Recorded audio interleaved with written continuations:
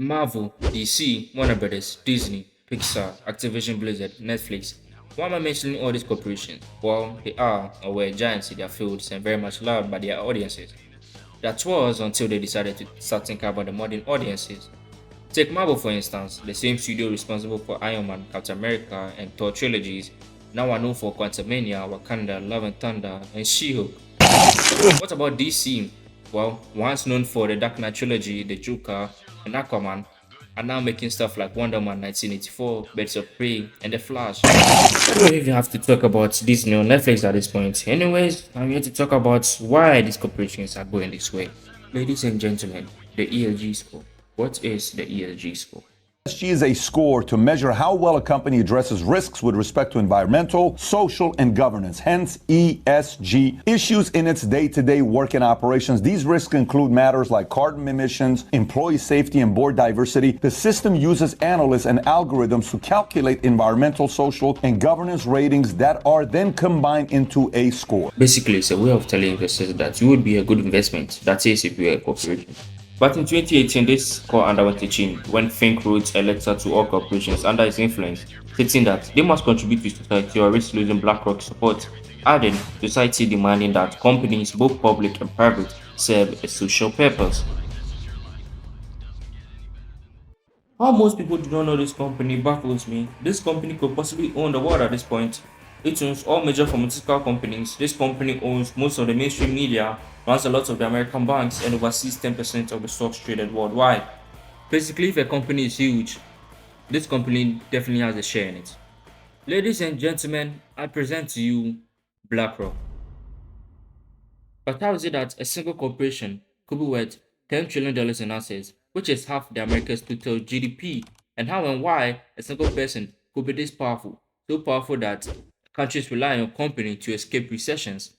Larry was born into a wealthy Los Angeles family in 1952, and from the start, he was always hungry for power, with his early years spent pursuing a career in politics, where he would gain a BA in political science from UCLA. However, he soon enough realized that politics isn't where the real power is, money is. Following this, he changed his focus early on to go into banking and real estate. And while at college, Fink was immersing himself in the world of the rich and powerful, having been a full-time member of the secretive Kappa Beta Phi, a group that's members included Michael Bloomberg and the Goldman Sachs chairmans. Fink took full advantage of these connections and started a career in the mortgage bond department at First Boston, a boring New York-based investment bank. This was where Larry would make his mark on the financial world, because over his time at First Boston, Fink became one of the highest earning employees, generating over $1 billion.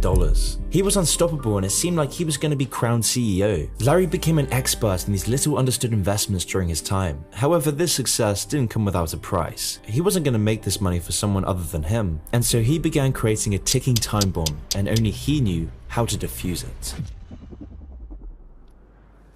So in 1986, his risky practices and ambition caught up to him. After a few too many risky trades, Larry made a huge blunder. He lost $100 million of this bank's money in just the space of months. All the goodwill and reputation he had gained was crumbling into dust, leading to him being banished from First Boston. It seemed like world domination was just a silly fantasy, that he would never make it to the top. However, Fink wasn't giving up his power this easily. Instead, he would use this disaster to his advantage, vowing to make risk management and avoidance his main focus from now on. And so after becoming unemployed at age 36, Fink would team up with some of his old connections from Kappa Beta Phi, and in 1988, BlackRock was formed. In no time at all, Larry was making bank.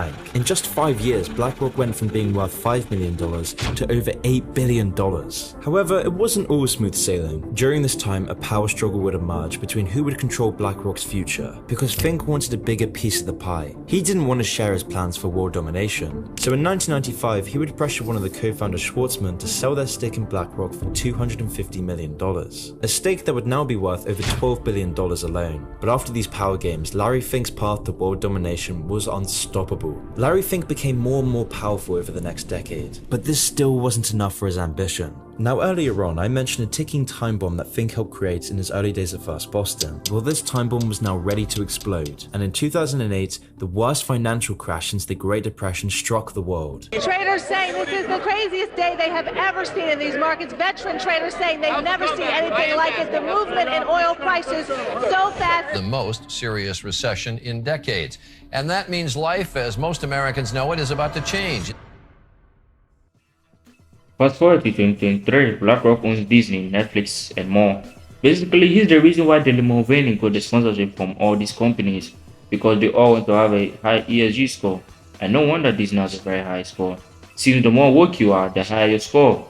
Anyways, like and subscribe.